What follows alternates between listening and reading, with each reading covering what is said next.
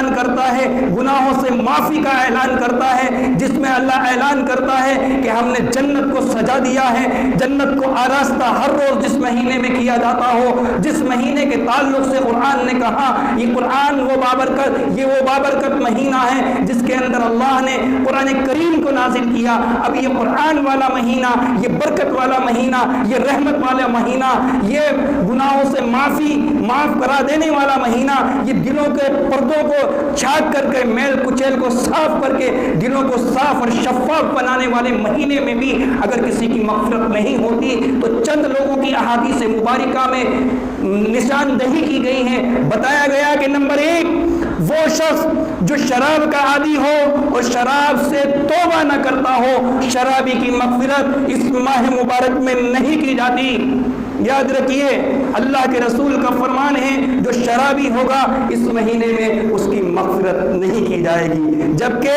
ہر روز اللہ کا منادی یہ اعلان کرتا ہے، اللہ کی جانب سے اعلان کیا جاتا ہے، کون ہے گناہوں کی معافی چاہنے والا،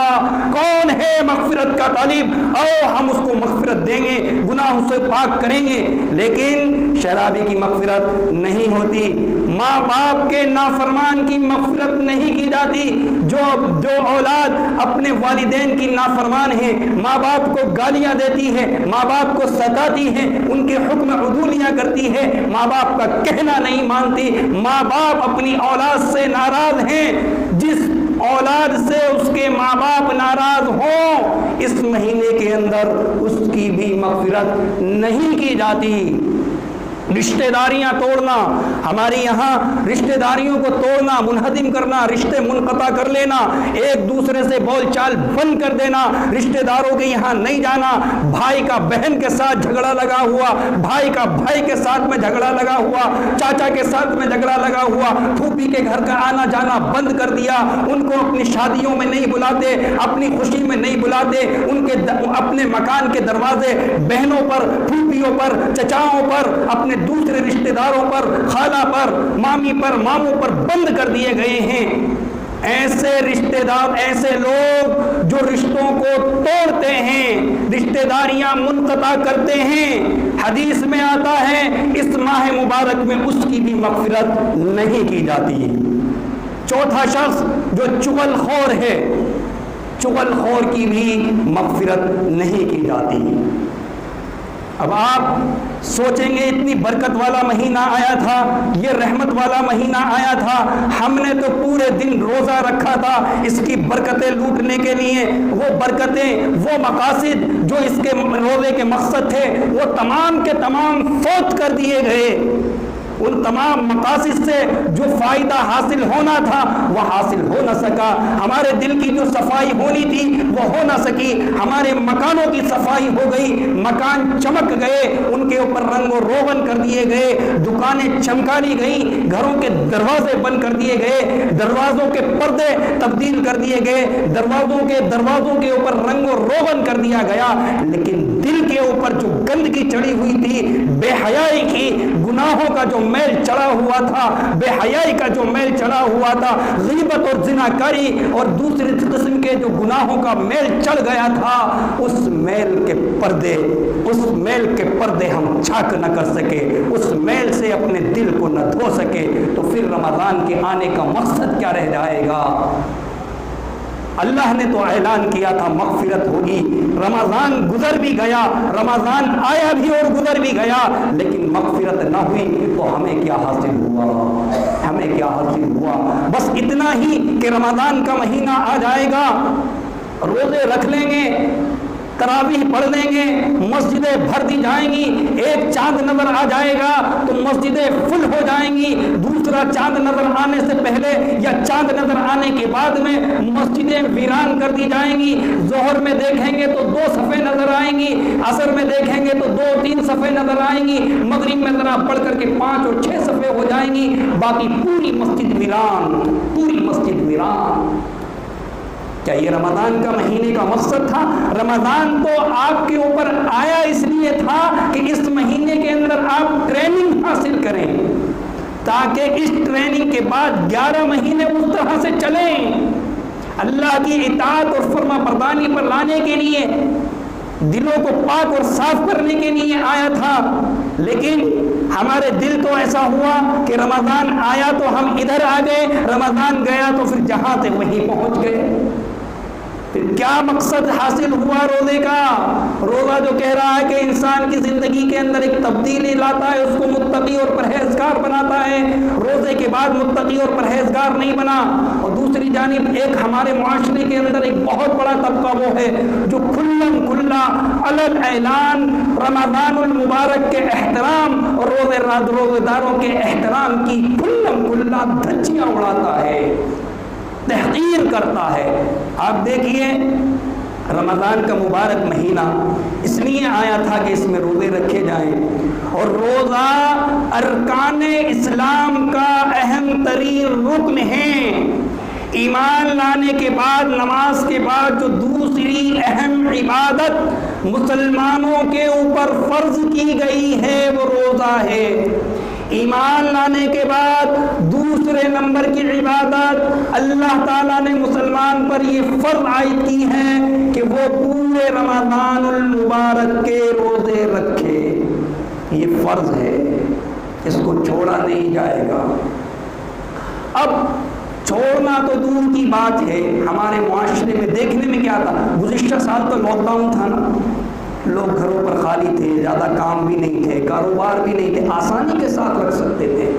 لیکن ہمیں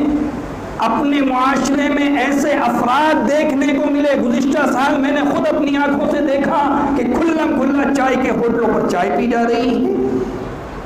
چائے اور کھانے پینے کی دکانیں سجانے والے کھل کر کے سجا رہے ہیں، مسلمان بھی ہیں، نمازی بھی ہیں، دکانیں کھل کر کے سج رہی ہیں، دکانوں کے چوراہوں پر، راستوں پر بیڑی سگریٹ کھلم کھلا پیا جا رہا ہے۔ یاد رکھیے یہ رمضان المبارک کے مہینے کی بے حرمتی اور بے ادبی ہے، روزے داروں کی بے حرمتی اور بے ادبی ہے کہ اس طرح کھلم کھلا سڑکوں پر کھانا پینا، اور جو لوگ کھلم کھلا اس طرح سے کھلانے پلانے کا انتظام کر رہے ہیں وہ بھی رمضان المبارک کے عظیم الشان بابرکت اور محترم مہینے کا مذاق اڑا رہے ہیں، اس کی خلی اڑا رہے ہیں۔ وہ احترام نہیں بلکہ احترام کی دھجیاں بکھیری جا رہی ہیں۔ اگر کسی شرعی عذر کی وجہ سے، شرعی عذر کیا ہے، روزہ رکھنے کی وجہ سے کوئی شخص کسی کو ڈاکٹر یا حکیم یہ بتا دے کہ اگر تم روزہ رکھو گے تو تمہاری جان کو خطرہ ہے، اسلام نے جان کی محافظت، جان کی حفاظت کرنا، جان کو بچانا فرض قرار دیا ہے۔ اگر روزہ رکھنے کی وجہ سے کسی کی جان جاتی ہے یا کوئی ایسی بیماری ہے اگر روزہ رکھے گا تو بیماری مزید بڑھ جائے گی، ایسی شکل میں یہ شرعی عذر ہوا۔ اب یہ شخص کھلم کھلا نہیں کھائے گا۔ فقہاء نے لکھا ہے کہ یہ آدمی روزے داروں کے سامنے روزے دار جیسا ہی رہے گا،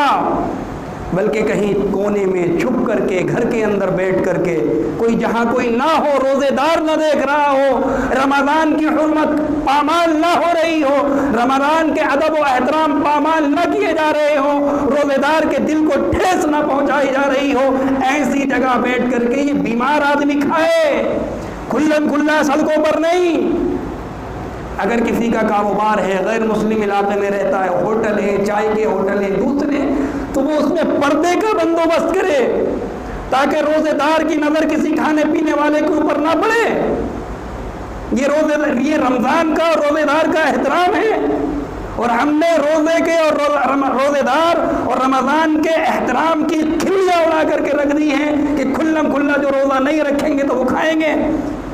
یاد رکھیے روزہ فرض ہے۔ روزے کے سلسلے میں جس طرح نماز کے سلسلے میں کل قیامت میں اللہ کی بارگاہ میں سوال کیا جائے گا، روزے کے سلسلے میں بھی